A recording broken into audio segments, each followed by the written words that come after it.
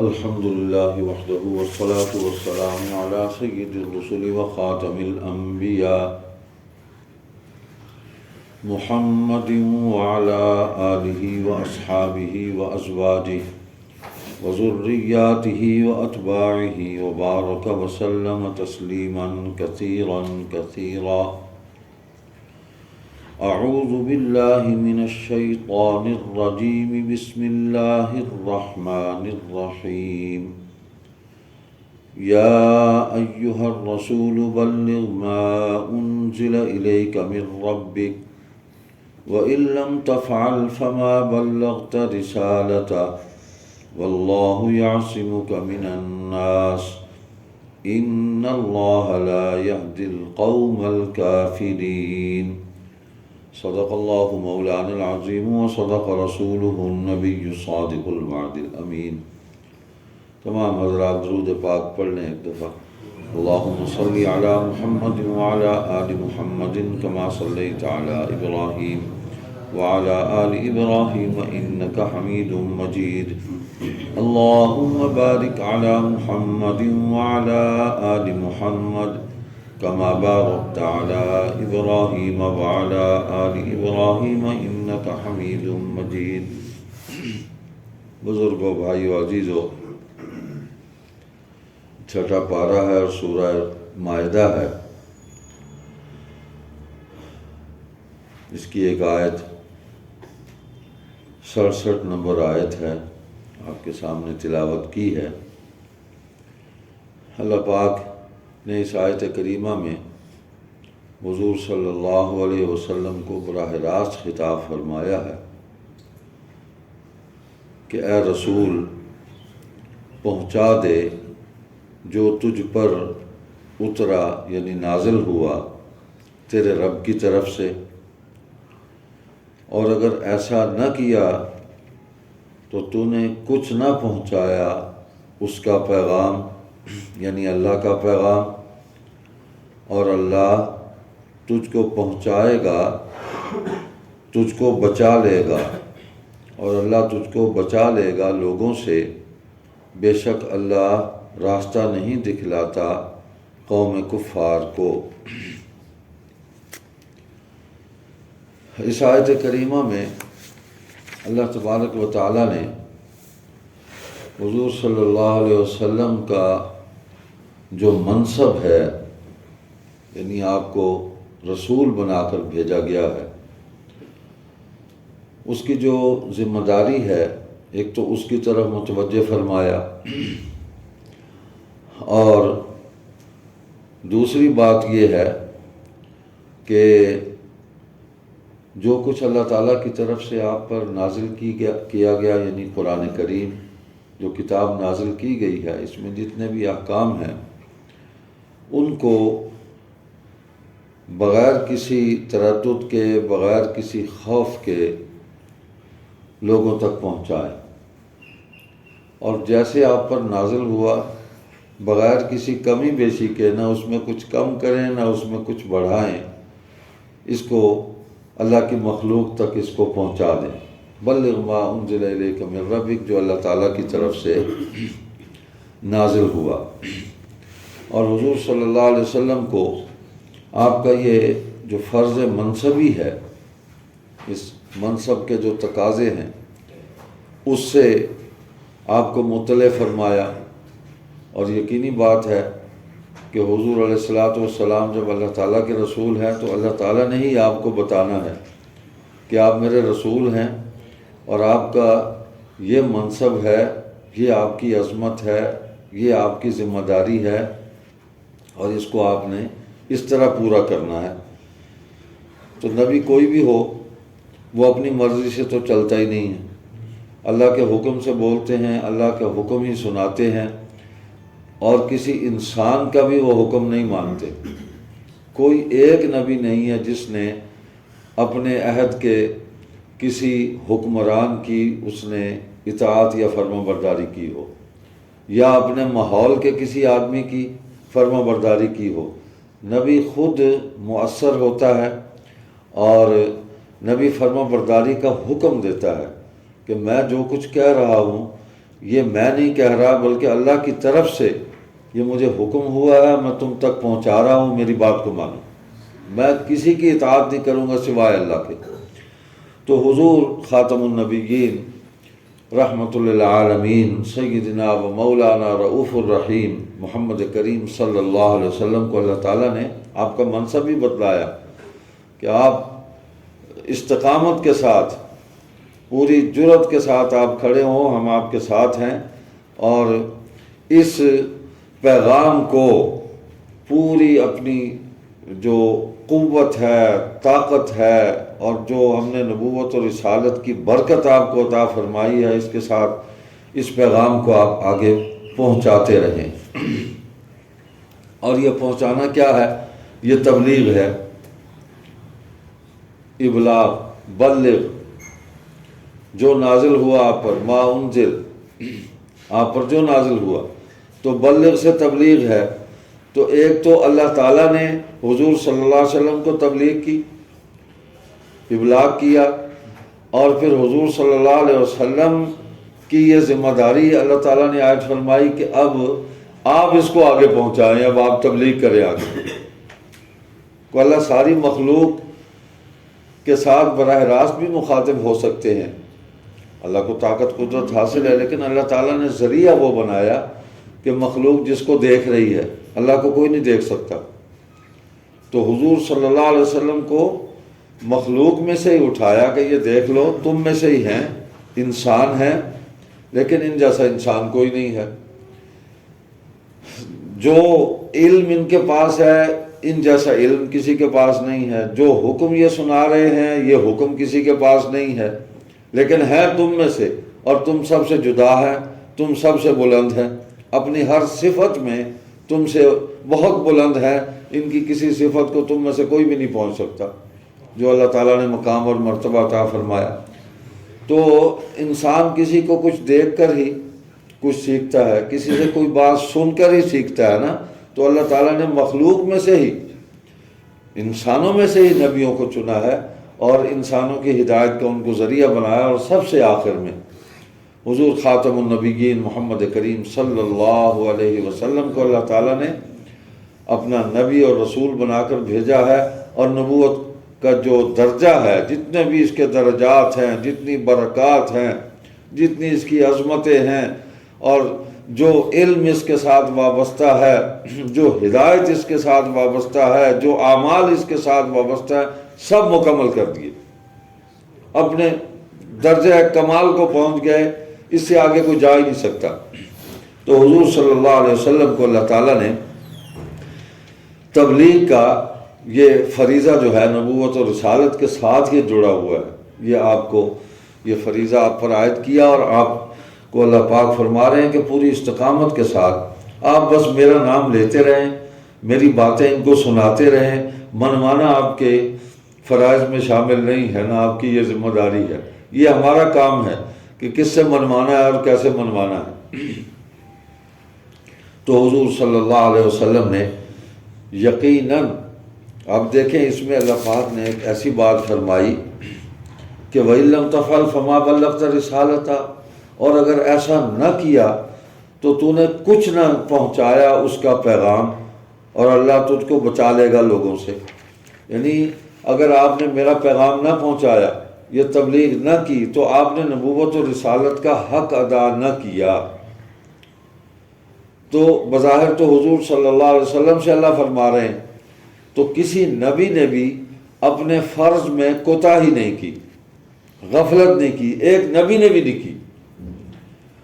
تو مقصود اس سے یہ ہے کہ جب حضور صلی اللہ علیہ وسلم لوگوں کو یہ آیت سنائیں گے کہ اللہ مجھے فرما رہے ہیں کہ اگر آپ نے یہ آگے نہ پہنچایا پیغام تو آپ نے کچھ نہ کیا، آپ نے نبوت و رسالت کا حق جو ہے اس کو ادا نہیں کیا، تو گویا حضور صلی اللہ علیہ وسلم نے یہ ایک قسم کا حوصلہ دینا ہے، استقامت کے مقام پر لا کر کھڑا کرنا ہے، اور حوصلہ، صبر، استقامت، بہادری، ان صفات میں بھی حضور صلی اللہ علیہ وسلم سب سے بلند درجے پر کھڑے ہیں کہ پیچھے نہیں ہٹنا، آپ نے بس پہنچانا ہے، آپ نے سنانا ہے، یا آپ اور آگے جو فرمایا واللہ یعصمک من الناس، اور اللہ تجھ کو بچا لے گا لوگوں سے.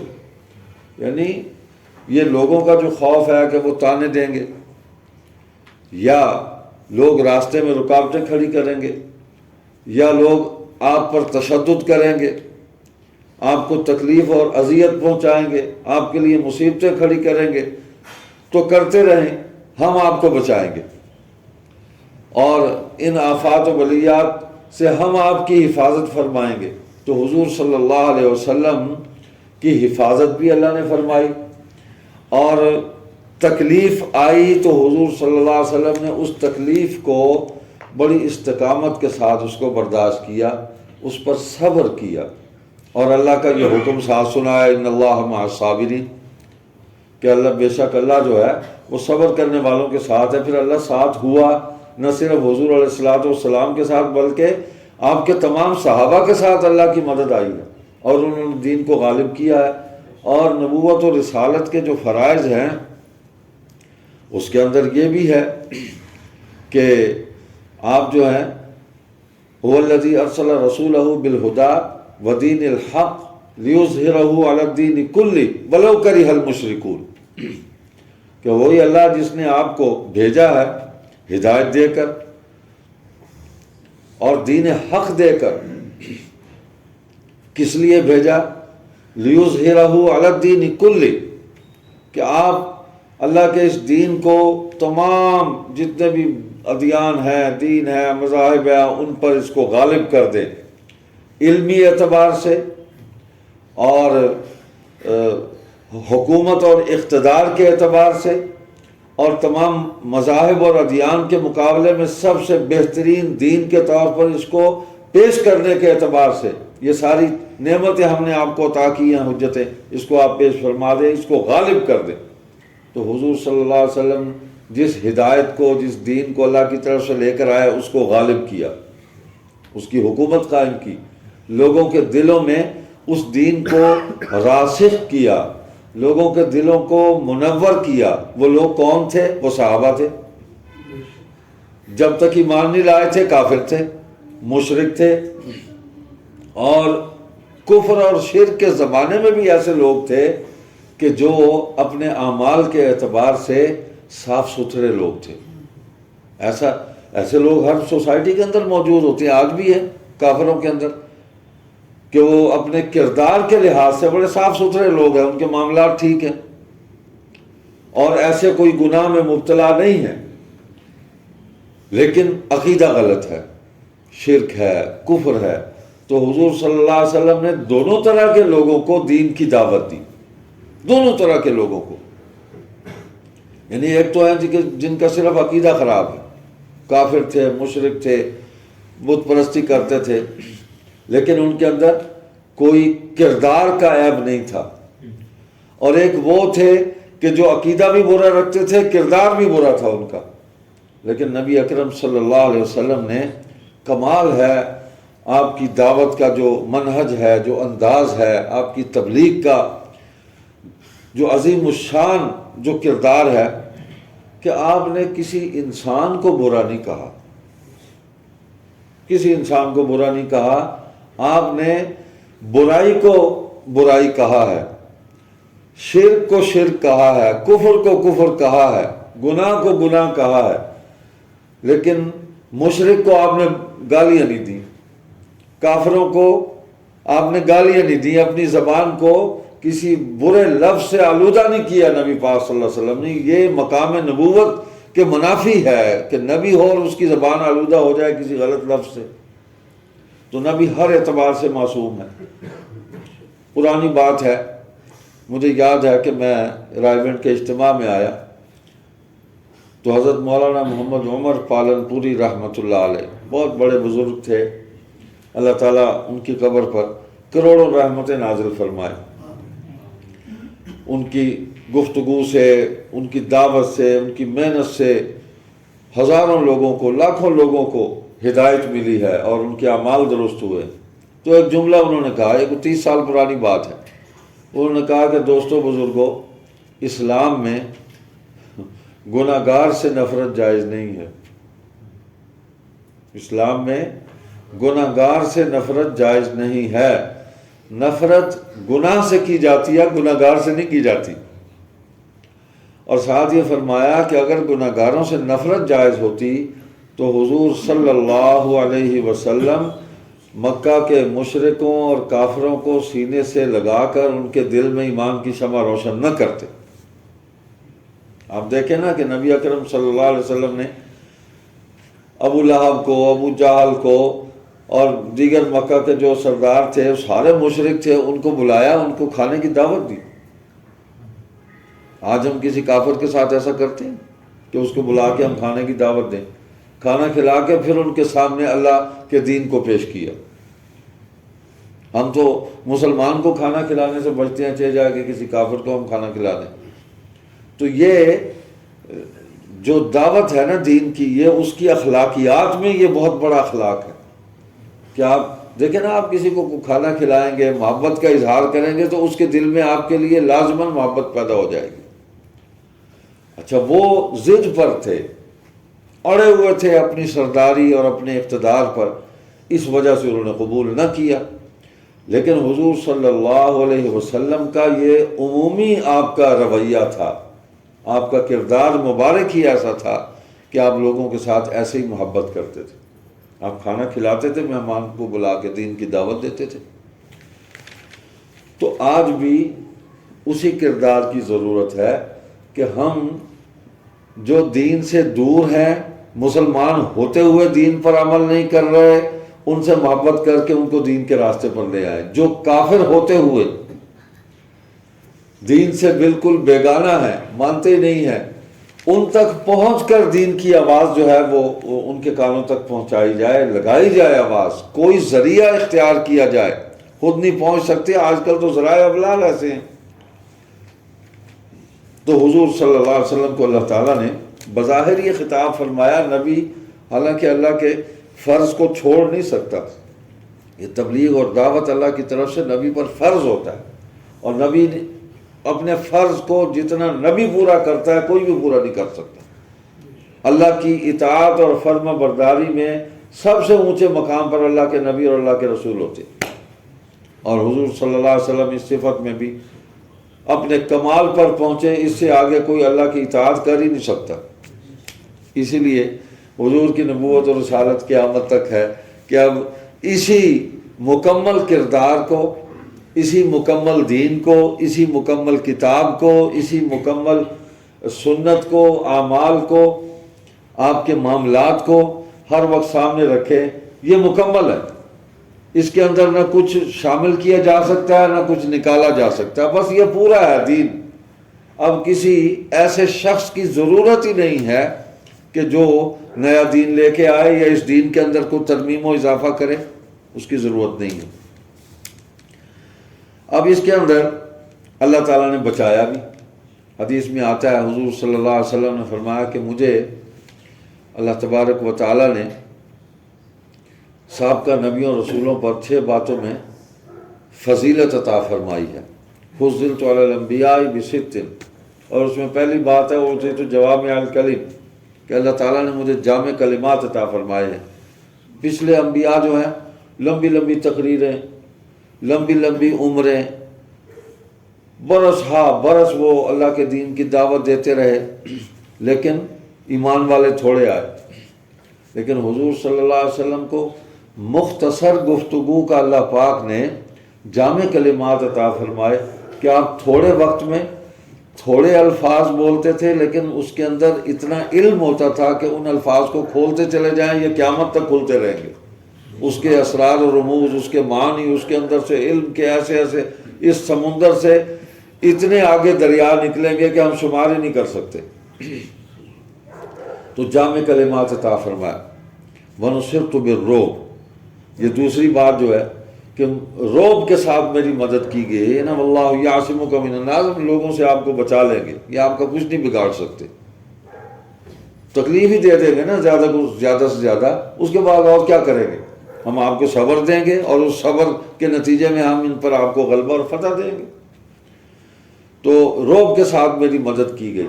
حدیث میں آتا ہے کہ 1 مہینے کا سفر جو ہے نا، مسافت، جو بھی اس وقت ذرائع تھے سفر کے، انسان جتنا سفر کرتا ہے 1 مہینہ لگتا ہے اس کو، وہاں تک حضور علیہ السلام فرماتے ہیں اللہ تعالیٰ نے میرا رعب قائم کیا ہو۔ حضور کھڑے ہوتے تو وہ تو کفار پر 1 مہینے کی مسافت تک حضور کا رعب جو ہے اور دبدبہ قائم ہوتا تھا، حضور کی طرف بڑھتے ہوئے ان کو حوصلہ نہیں ہوتا تھا بڑھنے کا آگے۔ اللہ اکبر۔ تو اللہ نے بچایا، کعبۃ اللہ میں قتل کرنے کی کوشش کی، حضور علیہ السلام کا گلا گھونٹنے کی کوشش کی، اللہ نے بچایا۔ حضرت ابوبکر صدیق رضی اللہ تعالیٰ عنہ کو مارنے کی کوشش کی، اللہ نے بچایا۔ لیکن جس کی قسمت میں شہادت کا رتبہ لکھا تھا اس کو شہادت بھی مل گئی۔ ام المومنین سیدہ خدیجہ رضی اللہ تعالیٰ عنہ کے جو پہلے خامن سے بیٹے تھے حضرت حارث بن ابی حالہ، تو اسلام کے پہلے شہید ہیں، کافروں نے مارا ان کو، تو حضور صلی اللہ علیہ وسلم کے پچھلک تھے، یعنی آپ کی جو اہلیہ ہیں ان کی پہلی اولاد میں سے تھے، تو حضور کے بیٹوں برابر تھے، بیٹوں کو ہی طرح تھے، حقیقی بیٹے تو نہیں تھے لیکن بیٹوں کی طرح تھے، ان کو شہید کیا، حضرت اسماء کو شہید کیا۔ تو اللہ تعالیٰ نے دونوں مناظر دکھائے کہ جان بھی قربان کی لوگوں نے دین پر استقامت اختیار کرتے ہوئے کہ اس کو ہم نہیں چھوڑ سکتے، مارنا ہے مار دیں، جو جی چاہتا ہے کر لو، ہم اللہ کو اور اللہ کے نبی صلی اللہ علیہ وسلم کو ہم نہیں چھوڑ سکتے، جان دے دیں گے، جان سے زیادہ قیمتی کوئی چیز نہیں ہے۔ آدمی سب کچھ چھوڑ دیتا ہے، ہر چیز آدمی قربان کر دیتا ہے لیکن جان کو بچاتا ہے۔ یہ اتنی قیمتی چیز ہے، انسان کو کتنی محبت ہے اپنے وجود سے، اپنی زندگی سے۔ لیکن یہ جو ایمان والے تھے نا، کامل ایمان والے تھے، انہوں نے جان بھی حضور پر قربان کر دی صلی اللہ علیہ وسلم۔ ایک نہیں، بے شمار مثالیں ہیں۔ کسی صحابی نے ایسا نہیں کیا یا کسی صحابیہ نے کہ دین کی نسبت سے اس پر یہ آزمائش آئی، موت آئی تو اس نے اسلام کو چھوڑ کر کفر قبول کر لیا اور اپنے آپ کو بچانے کی کوشش کی ہو۔ اس نے کہا مار دو، اللہ کے ہاں پہنچ جائیں گے، ہمارے لیے تو یہ خوش نصیبی کی بات ہے۔ تو خیر تفصیلات ہیں اس میں۔ ایک بات بڑی اہم ہے کہ کچھ بھی ہو جائے، آپ نے دعوت کے اس فریضے کو اور تبلیغ کے اس فریضے کو آپ نے نہیں چھوڑنا۔ اب انسان ہے، انسان ہونے کے ناطے آدمی مصائب سے گھبرا جاتا ہے، مصیبت سے پریشان ہو جاتا ہے، مایوس ہو جاتا ہے، تو اللہ تبارک و تعالیٰ نے اس سے بھی بچایا کہ آپ نے مایوس نہیں ہونا، بالکل آپ نے اس راستے کو چھوڑنا ہی نہیں ہے، گھبرانا نہیں ہے، پریشان نہیں ہونا۔ آئی ہے مصیبت تو ہم آپ کے ساتھ کھڑے ہیں۔ اور ایک یہ ہے کہ انسان جان بوجھ کر چھوڑ دے، غفلت اختیار کر لے اور اس دعوت کے فریضے کو چھوڑ دے، تو حضور صلی اللہ علیہ وسلم کا تو مقام ہی یہ نہیں ہے کہ وہ جان بوجھ کر اس فرض کو چھوڑ دیں۔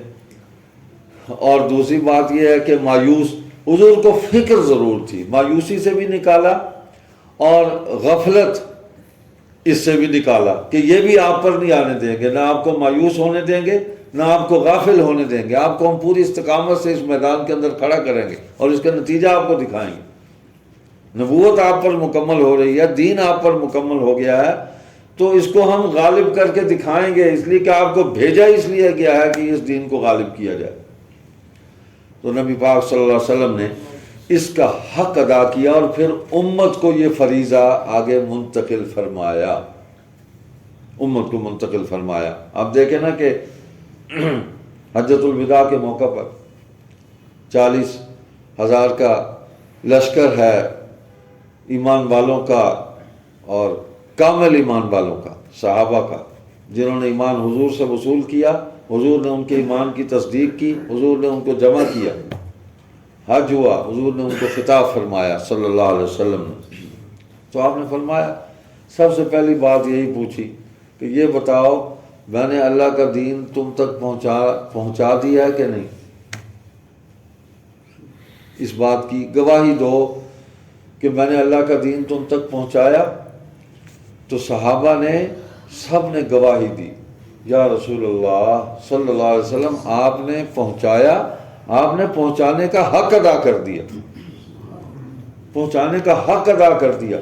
اور بعض صحابہ کے الفاظ تھے کہ آپ نے دین ایسا ہمیں پہنچایا، ایسا سمجھایا کہ یہ ہمارے گوشت اور ہڈیوں کا، جسم کا حصہ بن گیا، یہ ہمارے وجود سے جدا نہیں ہو سکتا، یوں ہمارے اندر اس دین کو آپ نے داخل کیا، اس طرح منتقل فرمایا۔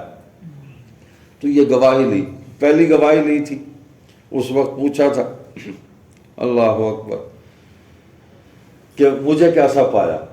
جب نبوت کا اعلان فرمایا تو اس وقت یہ گواہی لی تھی کہ 40 برس تم میں گزارے ہیں، مجھے کیسا پایا؟ تو سب نے صادق اور امین ہونے کی گواہی دی تھی، آپ کی پاکیزگی، آپ کی اعلیٰ ظرفی، آپ کے اعلیٰ اخلاق، آپ کے سچے اور کھرے کردار، آپ کی دیانت، آپ کی صداقت، گواہی دی سب نے۔ اللہ اکبر، 40 سال گزرے تھے تو یہ منصب اللہ پاک نے عطا فرمایا۔ تو آج 23 برس گزرے ہیں، تو 23 برس کے بعد 40,000 آدمی سامنے کھڑے اور ان سے گواہی لی جا رہی ہے، اب بتاؤ میں نے پہنچایا کہ نہیں پہنچایا؟ سب نے کہا پہنچا دیا، ایسا پہنچایا، حق ادا کر دیا۔ کہ یہ وجود ختم ہو سکتا ہے لیکن جب تک یہ باقی ہے دین سے جدا نہیں ہو سکتا۔ تو نبی پاک صلی اللہ علیہ وسلم نے پھر فرمایا کہ بلغوا عنی ولو آیا، مجھ سے ایک آیت بھی سنی ہے نا تم میں سے کسی نے تو اس کو آگے پہنچا دو، آگے پہنچا دو۔ تو ایک آیت، صحابہ نے حضور سے سارا قرآن سنا ہے صلی اللہ علیہ وسلم سے، آیتیں نازل ہوتی تھی، حضور سناتے تھے، حضور بھولتے بھی نہیں تھے۔ یہ بھی اللہ پاک نے حضور صلی اللہ علیہ وسلم کو یہ منصب عطا فرمایا، یہ عظمت عطا فرمائی کہ سارے انسانوں میں حضور منفرد ہے، ہر صفت میں منفرد ہے، حضور بھولتے ہی نہیں تھے۔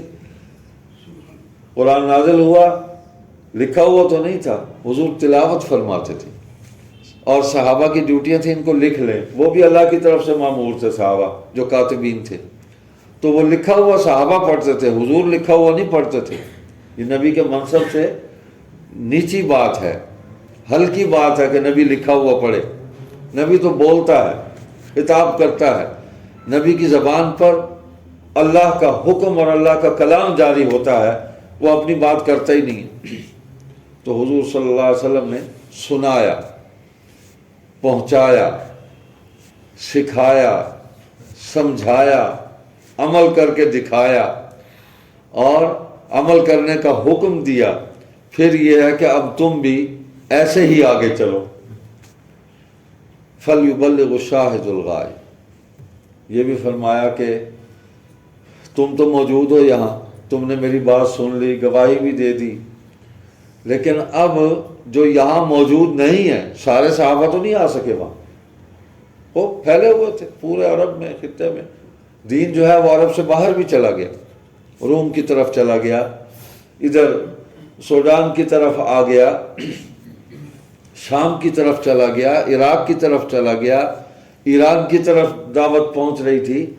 تو اسلام جو ہے وہ مکہ اور مدینہ کے اندر محصور نہیں ہوا، نہ قید ہوا، اور حضور صلی اللہ علیہ وسلم کی ذات اقدس اور جو دین آپ نے پیش کیا، یہ کسی خاندان کی بھی ملکیت نہیں ہے کہ کسی خاندان کے اندر ہی اس کو دائرہ لگا کر اور پھر دروازہ لگا کے اس کو لاک کر کے چابیاں کہیں پھینک دو کہ کسی اور لینا ہے تو یہیں سے لینا ہے، کہیں اور جانا ہی نہیں ہے، اور اس دین میں کسی اور کو ہم مانتے ہی نہیں ہیں۔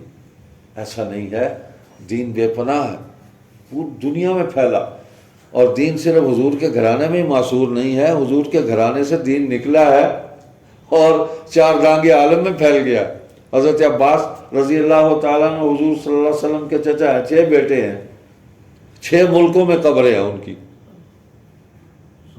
6 ملکوں میں قبریں ہیں ان کی، مدینے میں ایک ہی ہے، کوئی افریقہ میں پڑا ہے، کوئی شام میں پڑا ہے۔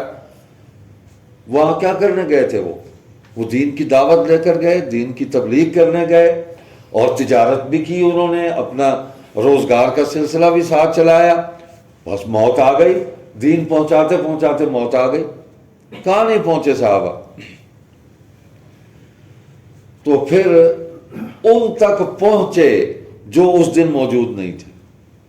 فَلْيُبَلِّغُ الشَّاهِدُ الْغَائِبُ، جو غائب تھے اس دن وہاں نہیں آ سکے تھے، دور دراز کے لوگ تھے صحابہ، پھر ان تک بھی پہنچے کہ کئی باتیں تم نے نہیں سنی ہم نے سنی ہیں.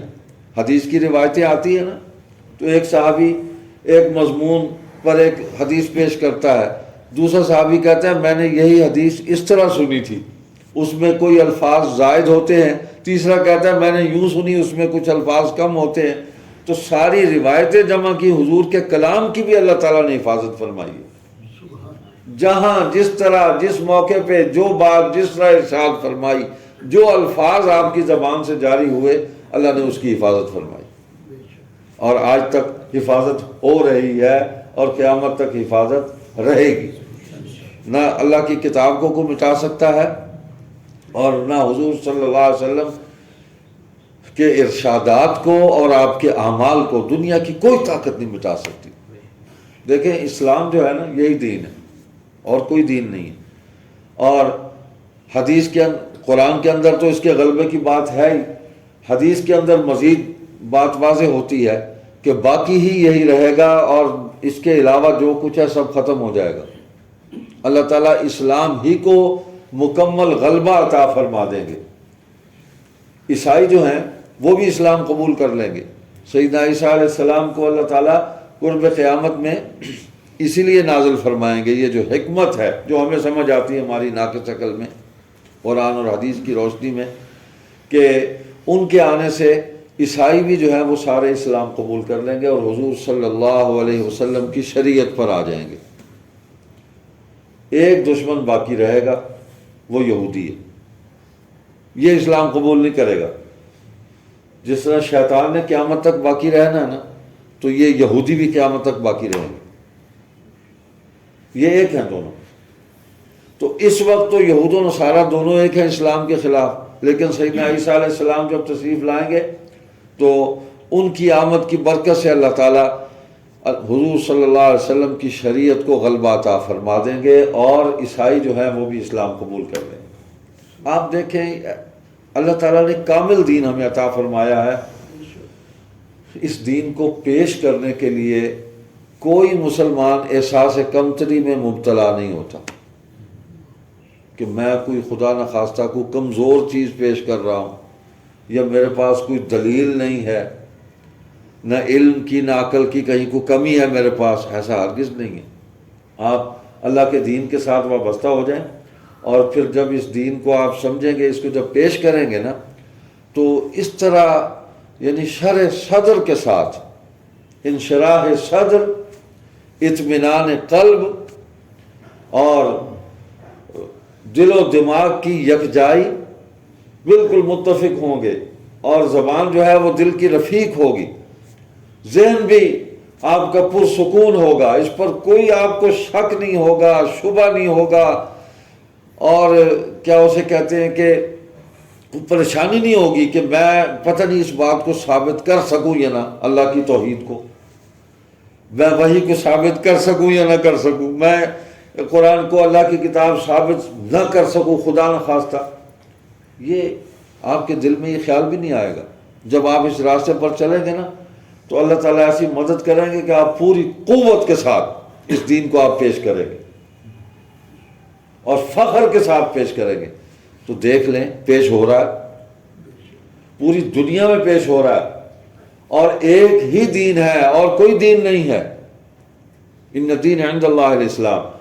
جس بشاشت کے ساتھ، جس خوش طبعی کے ساتھ، جس قوت کے ساتھ اس دین کو مسلمان پیش کر رہے ہیں، دنیا کے جتنے مذاہب ہیں سب باطل ہیں، کوئی بھی اپنے تبلیغی کسی کی باقی نہیں رہی. بتا دینا کو قادیانی کہہ دے گا جی ہم نے فلاں کو مرتد کر لیا، تو کتنے کر لیے؟ ہم تمہیں بتاتے ہیں تم نے کسی ایک کو مرتد کیا، ہم نے 100 کو مسلمان کیا. یہ کون سا مسئلہ ہے؟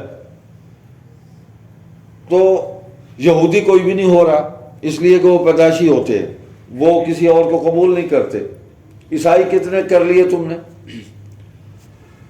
2 4 10 آدمی اگر دنیا کے مفاد کی خاطر اپنے ایمان کو فروخت کر دے تو اس کا یہ مطلب تو نہیں کہ دین کمزور ہے. کتنے عیسائی مسلمان ہو رہے ہیں. یہ ہمارے تو آج کل مجلس شرار اسلام کے ہمارے مراکز میں باہر لگی ہوئی ہے، روز کوئی نہ کوئی آیا ہوتا ہے الحمدللہ. ہمارے ڈاکٹر آصف صاحب بھی اس میں لگے ہوئے ہیں، بڑی محنت کر رہے ہیں. یہ پچھلے ہفتے ایک عیسائی خاتون مسلمان ہوئی، ایک قادیانی مسلمان ہوئی، لگے ہوئے ہیں، باہر آئی ہوئی ہے.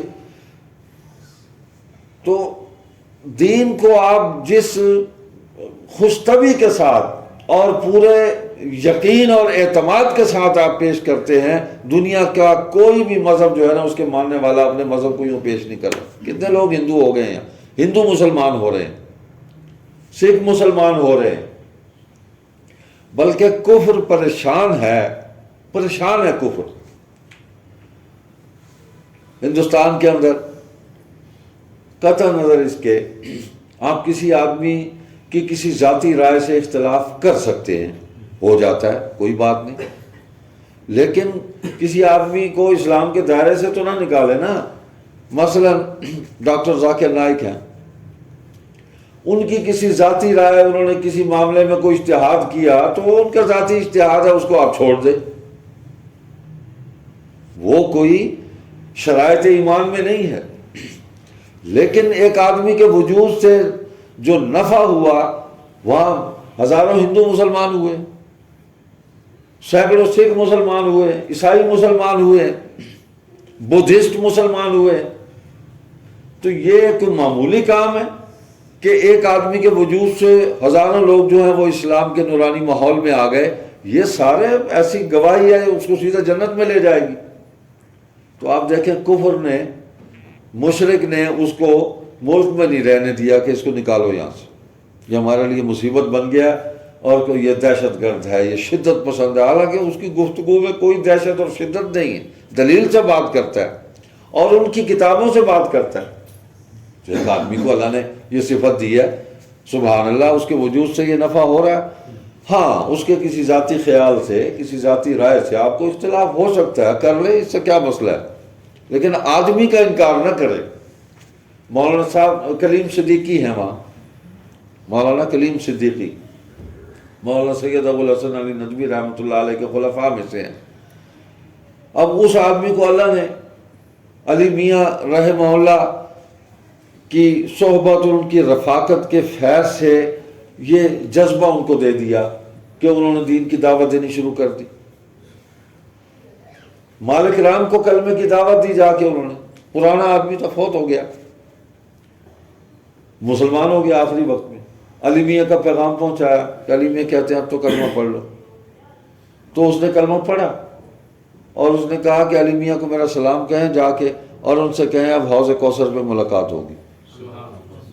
دیکھیں نا، یہ میں نے یہاں نفیس شاہ صاحب رحمۃ اللہ علیہ کے پاس میں گیا تو وہ مضمون آیا ہوا تھا مالک رام کے قبول اسلام کا. اس کو پڑھ رہے تھے اور رو بھی رہے تھے، مسلسل رو رہے تھے کہ اس کے بیٹوں نے اس کو جلا دیا، مسلمانوں کے سپرد نہیں کیا اس کی لاش کو، کہ یہ اگر ثابت ہو جائے تو پھر کیا ہوگا. تو شاہ صاحب فرماتے ہیں دیکھو وہ تو اس کی تو روح نکل گئی، سیدھی جنت میں چلی گئی اور ایک گناہ بھی ساتھ نہیں تھا اس کے، ایک گناہ بھی. اس لیے کہ الاسلام یہدم ما کان قبلہ، جب اسلام کو قبول کرتا ہے تو پچھلے سارے گناہ منہدم ہو جاتے ہیں، ختم ہو گئے، پاک اور پوتر. ہم تو کہتے ہیں جب کوئی مسلمان ہوتا ہے ابھی ہمارے لیے دعا کرو، اس وقت بالکل معصوم ہو تم، کوئی گناہ تمہارے وجود کے ساتھ اس وقت وابستہ نہیں ہے، پاک صاف ہو گئے. اس کلمے کی برکت سے ہر چیز صاف ہو جاتی ہے، ہر آلائش اور ہر گناہ ختم ہو جاتا ہے. تو یہ ایک دعوت ہے. تو کلیم صدیقی صاحب کے لیے وہاں کام کرنا مشکل کر دیا، لیکن اس کو کہا کہ یہ بھی دہشت گرد ہے، یہ لوگوں کو زبردستی وہ تبدیلی مذہب کی طرف لا رہا ہے. اور ایک ہم پاگل ہیں، ہم جیسا پاگل، آئیڈیل پاگل شاید ہی کائنات میں کوئی ہو. کمال، آئیڈیل پاگل ہیں. انہوں نے وہاں قانون بنایا کہ کوئی مذہب تبدیل نہیں کر سکتا. وہاں ایک علاقے میں خاص طور پہ جہاں یہ کام بہت زیادہ ہوا، ہم نے وہ پورے کا پورا مسودہ اٹھا کے یہاں ہم قومی اسمبلی میں لا کے پورا سیم ٹو سیم، ٹائٹل بھی وہی، تفصیلات بھی وہی. کوئی پاگل ہوگا دنیا میں ایسا؟ ہم مسلمان ہیں، وہ ہندو ہیں، اور وہ خائف ہوئے اسلام سے کہ اسلام لوگ قبول کر رہے ہیں، دعوت عام ہو رہی ہے، اور انہوں نے اسلام کی تبلیغ اور دعوت کو بین کیا قانوناً کہ یہاں آپ کسی کو اسلام کی دعوت نہیں دے سکتے. ہم نے پورے کا پورا مسودہ اٹھایا لا کے یہاں، ہم نے اس پر گفتگو شروع کر دی، غور و فکر شروع کر دیا. کمال ہے. وہ لطیفہ ہے پرانا، بچپن میں پڑھتے تھے کہانی، وہ قاعدہ ہوتا تھا تصویری قاعدہ، تو اس میں ایک بزرگ جو ہے وہ لیٹے ہوئے تھے اور ان کے سر کے نیچے ایک گٹھڑی تھی، اس میں ٹوپیاں تھیں. تو وہ جنگل میں سے گزرتے گزرتے تھک گئے تو وہ لیٹ گئے وہاں نا، گٹھڑی اپنے سر کے نیچے رکھ کے. تو کہانی صاحب لکھی ہوئی تھی کہ کافی دیر بعد جب ان کی آنکھ کھلی تو گٹھڑی غائب تھی. تو وہ بڑے پریشان ہوئے، ادھر ادھر دیکھتے رہے. تو اوپر دیکھا انہوں نے تو درخت پر سارے بندر چڑھے ہوئے تھے، اور انہوں نے وہ ٹوپیاں جو ہیں وہ اپنے سروں پر لی ہوئی تھی، کیونکہ وہ اس درویش نے بھی ٹوپی سر پر رکھی ہوئی تھی اور وہ لیٹ گیا. اس کی نہیں اتاری سر سے، گٹھڑی کھینچ لی اور ساری ٹوپیاں اٹھا کے سر پہ رکھ کے درخت پہ چڑھ گئے. سوچتا رہا کہ میں کیا کروں، اب میں یہ ٹوپیاں کیسے وصول کروں. تو اس کو ترکیب سوجی، اس نے اپنی ٹوپی اتار کر نیچے یوں پھینک دی. تو سارے بندروں نے ٹوپی نیچے پھینک دی، اس نے کٹھی کی، گٹھی بنائی اور چل دی. تو ان کا حال ایسے ہی ہے، ایسے ہی ان کا حال ہے. اپنا ہے ہی کچھ نہیں، لوگوں کا مال اٹھائے پھر رہے ہیں، اور جو کوئی پھینکتا ہے، کوئی ہڈی چوس کے پھینکتا ہے، یہ بھی منہ میں لے کے چوسنی شروع کر دیتے ہیں. تو اللہ تعالیٰ ان کو بھی ہدایت دے. یہ جو ہمارے، وہ تو اللہ تعالیٰ نے یہ توفیق آپ کی جماعت مجلس احرار اسلام کو یہ توفیق عطا فرمائی کہ اس بل کے خلاف سب سے پہلے ہم نے آواز بلند کی. میں نے اسلام آباد کے اندر پریس کانفرنس کی، وہاں سے وہ پورے میڈیا پر اس کو پھیلایا گیا، اور اس پر ہم نے ایک مہم جو ہے وہ شروع کی، اور ہر طرف آواز جو ہے، اور پھر سارے ہمارے دوست، مختلف جماعتیں سب اس پر بولنا شروع ہو گئے. ملک کے اندر ایک ماحول بن گیا. تو اللہ سب کو جزائے خیر دے کہ انہوں نے ہماری آواز پر لبیک کہا، ہمارے ہم آواز ہو گئے. تو اس کمیٹی نے ہی مسترد کر دیا جس کمیٹی میں گیا تھا. انہوں نے کہا جتیاں پہنیاں باہر جاؤں گے، 12:30 کام. یہ حال. تو اسلام جو ہے یہی دین ہے، اسی نے باقی رہنا ہے، اور ہم نے اس دین کے ساتھ وابستہ رہنا ہے. اللہ سے ایمان پر استقامت ہم نے مانگ کر چلتے رہنا ہے. اللہ اکبر. تو اس میں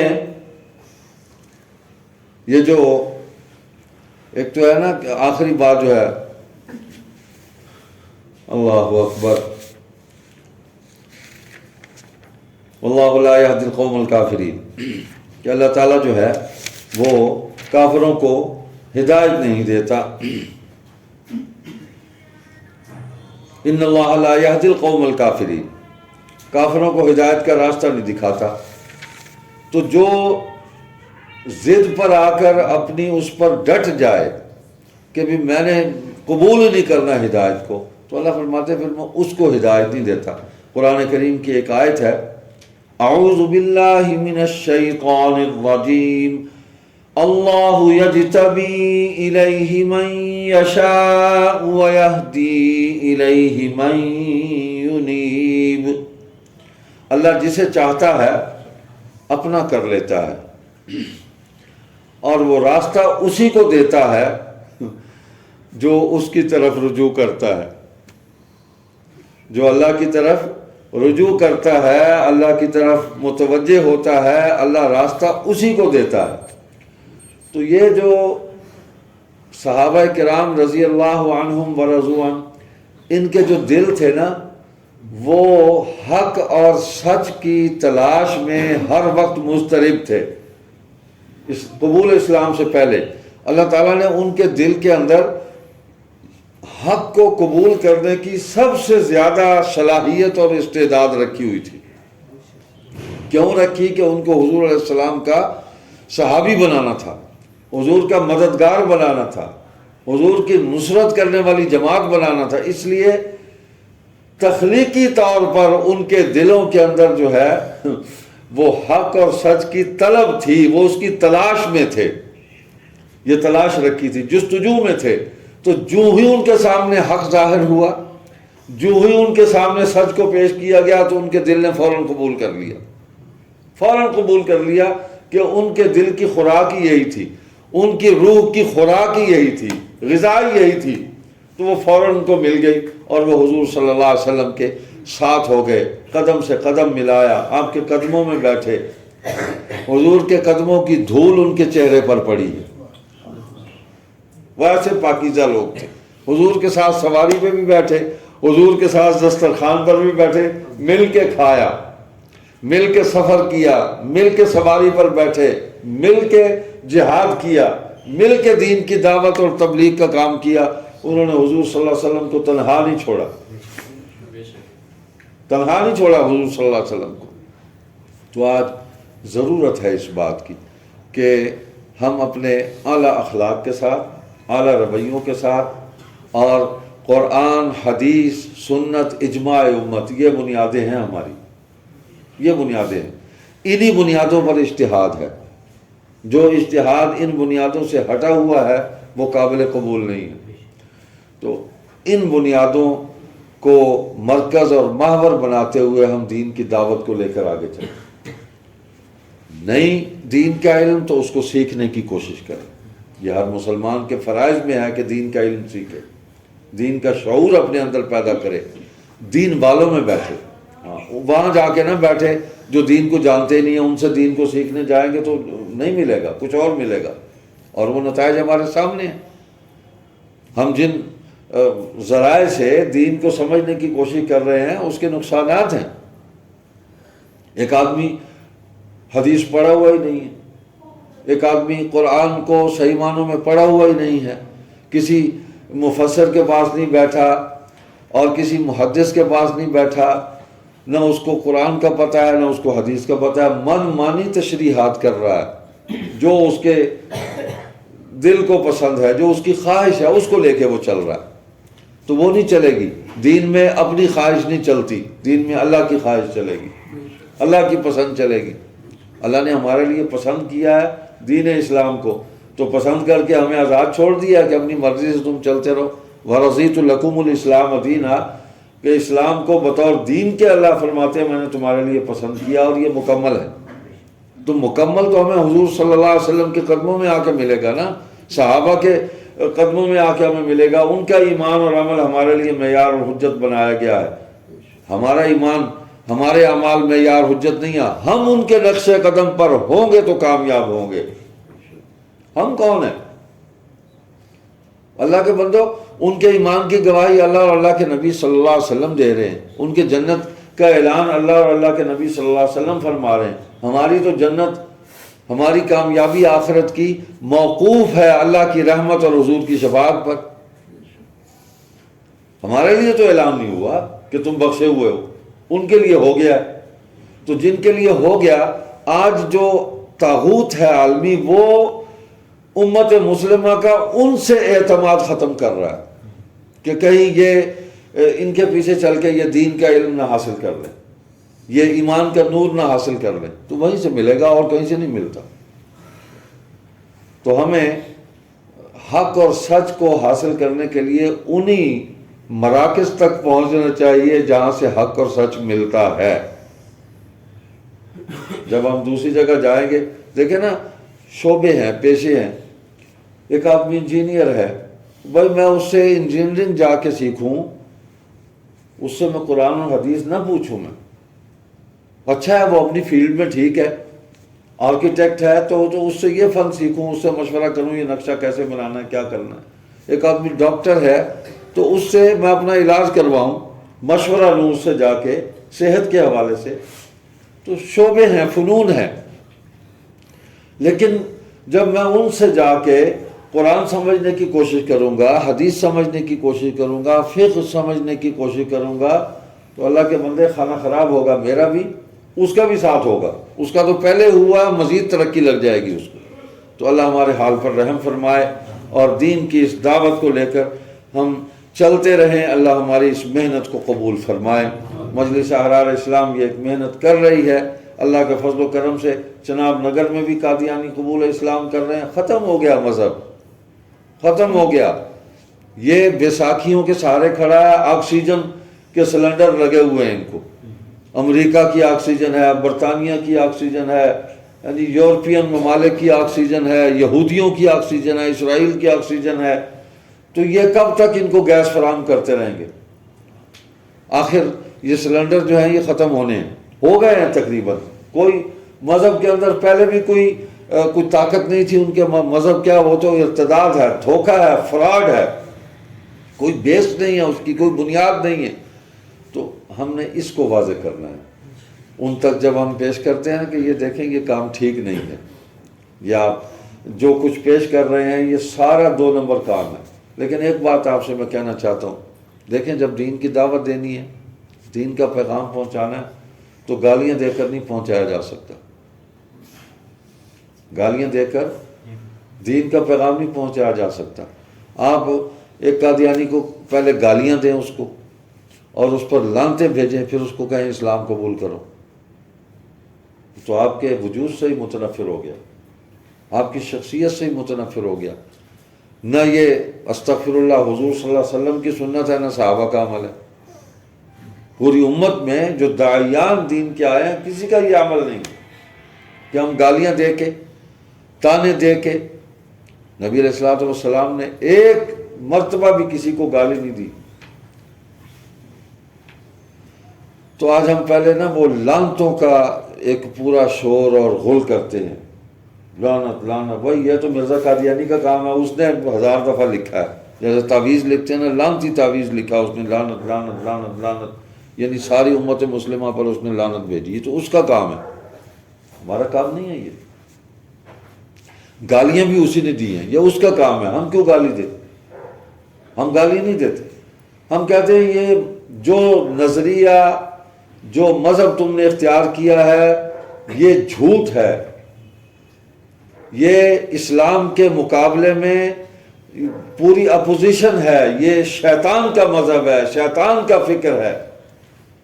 قادیانیت اسلام کی اپوزیشن ہے، حزب مخالف ہے، حزب اختلاف ہے، اسلام اس کو قبول نہیں کرتا۔ ہم یہ ان کو کہتے ہیں اور ان کو پیش کرتے ہیں کہ جس کو تم مان رہے ہو یہ اس کی گفتگو ہے، کسی شریف آدمی کی ایسی گفتگو ہوتی ہے، یہ اس کا کردار ہے۔ کوئی شریف آدمی، تمہارے اندر بھی اگر کوئی شریف آدمی ہے تو اس کا کردار ایسا آپ قبول کرو گے؟ نبی تو دور کی بات ہے، حضور صلی اللہ علیہ وسلم سے کیا اس کا موازنہ، استغفر اللہ، موازنہ کرنا ہی گناہ ہے۔ ہم کہتے ہیں اس نے نبوت کا دعویٰ کیا، جھوٹا دعویٰ کیا۔ تو قادیانیوں سے ہم یہ کہتے ہیں جب ان سے بات ہوتی ہے کہ اس نے یہ دعویٰ کیا، تم نے اس کے دعوے کو قبول کیا، چلو آؤ، نبی کا جو معیار ہوتا ہے، کوئی بھی نبی ہو، جتنے بھی نبی گزرے ہیں، وہ کیا معیار ہے، کیا وہ اس پہ پورا اترتا ہے؟ تو مرزا قادیانی نے خود نبوت کے جو معیار اس نے لکھے ہیں اسی پہ اس کی زندگی کو پرکھ لیں، جو قوانین، جو اصول اس نے بنائے ہیں اسی پہ پرکھ لیں، فارغ ہو جاتے، بالکل فارغ ہو جاتے ہیں۔ کہ ہم جس دین کو پیش کر رہے ہیں وہ تو کامل ہے، تو ہمیں گالیاں دینے کی ضرورت نہیں۔ میں ایک حدیث پڑھ رہا تھا، انما بعثت رحمتا ولم ابعث لعانا، اللہ اکبر، اللہ نے مجھے رحمت بنا کر بھیجا، لوگوں پر پھٹکار بھیجنے کے لیے مجھے نہیں بھیجا اللہ نے کہ میں لوگوں کو پر پھٹکار کروں بیٹھ کے، لعنتیں بھیجوں۔ تو حضور تو رحمت بن کے آئے، اس دنیا میں بھی آخرت میں بھی۔ جو دین لے کے آئے دین رحمت ہے، اسی رحمت کو تو آگے پہنچانا ہے۔ آپ کی ختم نبوت اور رسالت سراسر رحمت ہے، یہ کبھی بند نہیں ہوگی، کسی اور کو یہ نبوت نہیں ملے گی۔ اس نبوت کا فیض قیامت تک چلے گا، اس نبوت سے لوگوں کو ہدایت ملے گی۔ اللہ سبحانہ و تعالی ہمیں اس کار خیر کے لیے قبول فرما لے، اور ہمارے اکابر نے جو محنتیں کی اللہ تعالیٰ اس کی برکت سے ان کی مغفرت فرما دے، اور شہدائے ختم نبوت نے جانیں قربان کی، اللہ ان کے خون کے صدقے میں ہماری تحریک جو ہے، ہماری جو محنت ہے اس کے اندر طاقت پیدا کر دے، اور مرتے دم تک ہمیں حضور صلی اللہ علیہ وسلم کی نبوت و رسالت کی خدمت کرنے کے اللہ توفیق دے دے، اسی پر جانا ہم دے دیں، اسی پر موت آئے۔ سبحانک اللہم و بحمدک، نشہد ان لا الہ الا انت، نستغفرک و نتوب الیک۔ السلام علیکم ورحمۃ اللہ وبرکاتہ۔ اذان دے دیں گے۔